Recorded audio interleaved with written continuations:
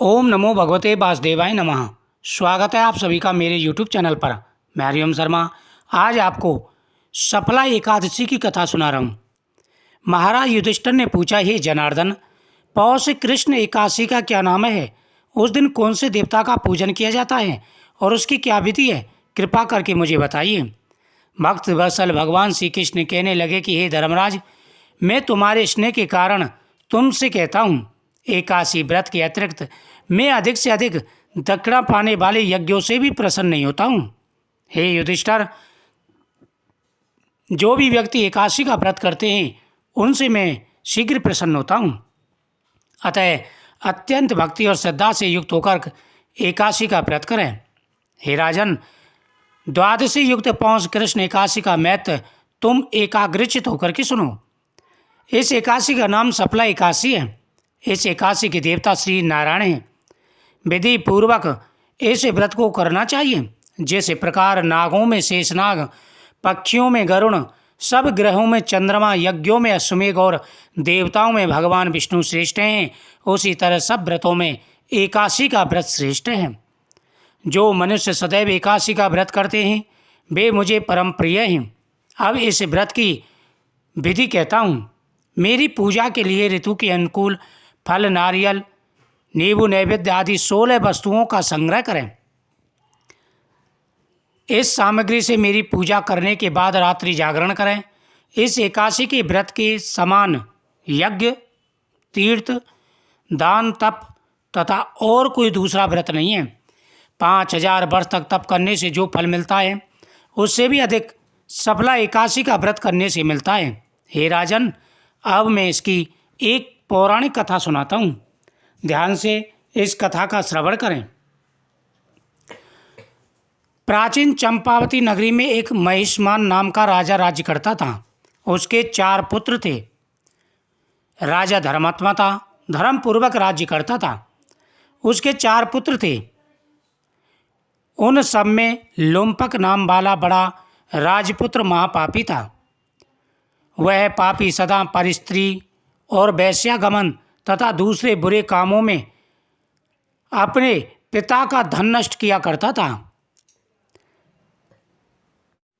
सदैव ही देवता, ब्राह्मण और वैष्णवों की निंदा किया करता था। जब राजा को अपने पुत्र के बारे में ऐसे कुकर्मों का पता चला, उन्होंने उसे अपने राज्य से निकाल दिया। तब वह विचरने लगा कि अब मैं कहाँ जाऊँ, क्या करूँ। अब उसके मन में एक ही विचार था कि मेरे पिता ने तो मुझे निकाल दिया, अब मैं ऐसा स्थान ढूंढूं जहाँ मैं आसानी से रह सकूं।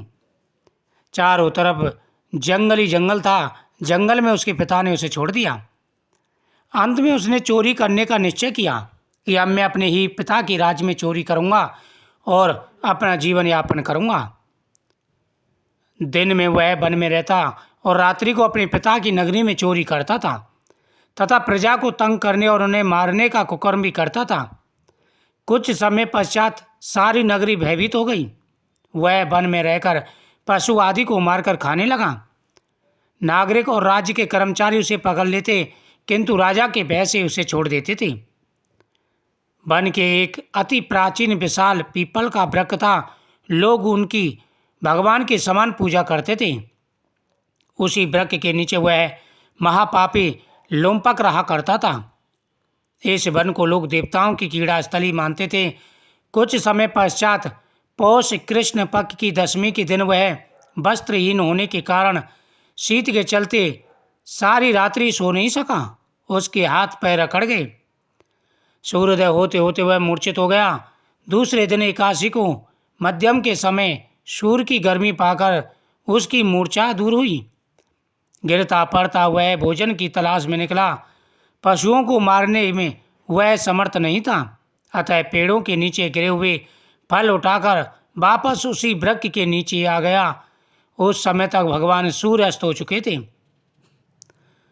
वृक्ष के नीचे फल खाकर कहने लगा, भगवान आप ये फल आपके ही अर्पण हैं, आप इन्हें स्वीकार करें, आप तृप्त हो जाइए। उस रात्रि को दुख के कारण रात्रि को नींद नहीं आई। यानी सर्दियों का मौसम था और भूख प्यास के मारे उसका शरीर बेकार हो चुका था। उसमें इतनी सामर्थ्य नहीं थी कि वह शिकार कर सके। भूखा प्यासा फल आदि बीन करके लाया। उन फलों को उसने पीपल वृक्ष के नीचे रख दिया और भगवान को समर्पित कर दिए, हे प्रभु इन फलों को आप स्वीकार करें। उसके बाद में वह मूर्छित हो गया। पूरी रात उसे नींद नहीं आई। इस प्रकार से दिन और रात्र दोनों समय का उसका व्रत पूर्ण हो गया। उसके इस उपवास और जागरण से भगवान अत्यंत प्रसन्न हो गए और उसके सारे पाप नष्ट हो गए। दूसरे दिन प्रातः एक अति सुंदर घोड़ा अनेक सुंदर वस्तुओं से सजा हुआ उसके सामने आकर के खड़ा हो गया। जब उसने इस प्रकार से व्रत किया तो उसके सारे पाप नष्ट हो गए और भगवान भी उससे प्रसन्न हो गए। दिन और रात के व्रत के कारण भगवान ने एक सुंदर घोड़ा उसके पास भेजा। जैसी सुबह हुई वो जगह और सामने देखता है कि एक घोड़ा उसकी तरफ आ रहा है। सभी वस्तुओं से सुसज्जित हुआ घोड़ा उसके सामने आकर के खड़ा हो गया। अब वह सोचने लगा कि ये घोड़ा किसका है। इसने बियावान जंगल में, घने जंगल में ये कहाँ से आया, वह मन में विचार रहा था। उसी समय आकाशवाणी हुई, हे राजपुत्र लुम्पक, श्री नारायण की कृपा से तेरे पाप नष्ट हो गए हैं। अब तू अपने पिता के पास जाकर राज्य प्राप्त कर। ऐसी वाणी सुनकर के वह अत्यंत प्रसन्न हुआ और दिव्य वस्त्र धारण करके भगवान आपकी जय हो कहकर के अपने पिता के पास चला गया। उसके पिता ने प्रसन्न होकर उसे अपना समस्त राज्यभार सौंप दिया और वन का रास्ता लिया। पहले पिता ने उससे पूछा कि हे पुत्र, तुम्हारा इतना अच्छा स्वास्थ्य कैसे हुआ और तुम निरोगी कैसे हुए तथा ये घोड़ा कहाँ से आया।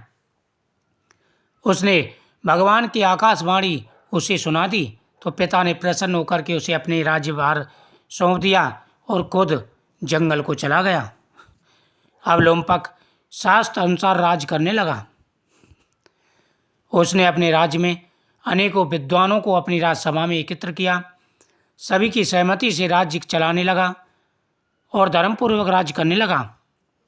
उसके स्त्री पुत्र आदि सारा कुटुंब भगवान नारायण का परम भक्त हो गया।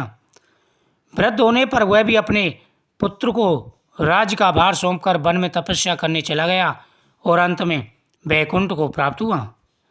अतः जो मनुष्य इस परम पवित्र सबल एकादशी का व्रत करता है उसे अंत में मुक्ति मिलती है। जो नहीं करते वे पूंछ और सींगों से रहित पशु की समान है। इस सफला एकादशी के महत्व को पढ़ने से अथवा श्रवण करने से मनुष्य को अश्वमेध यज्ञ का फल प्राप्त होता है। सभी को एकादशी का व्रत अवश्य करना चाहिए। जो व्यक्ति पूरे नियम के साथ में एकादशी का व्रत करते हैं उन्हें जीवन में कभी कोई कष्ट नहीं होता। जीवन में सारे आने वाले कष्ट उनके दूर हो जाते हैं। भगवान उन पर सदा ही अपनी कृपा दृष्टि बनाए रखते हैं। जीवन में उनको हर प्रकार का सुख और वैभव प्राप्त होता है। जब तक जीते हैं सुखपूर्वक जीते हैं और अंत में वह भगवान विष्णु के लोक को जाते हैं। प्रत्येक व्यक्ति को एकादशी का व्रत अवश्य करना चाहिए। एकादशी के व्रत करने से व्यक्ति धनवान होता है, सुख समृद्धि आती है, हर प्रकार की मनोकामनाएं पूरी हो जाती हैं। ओम नमो भगवते वासुदेवाय नमः। जय श्री कृष्ण।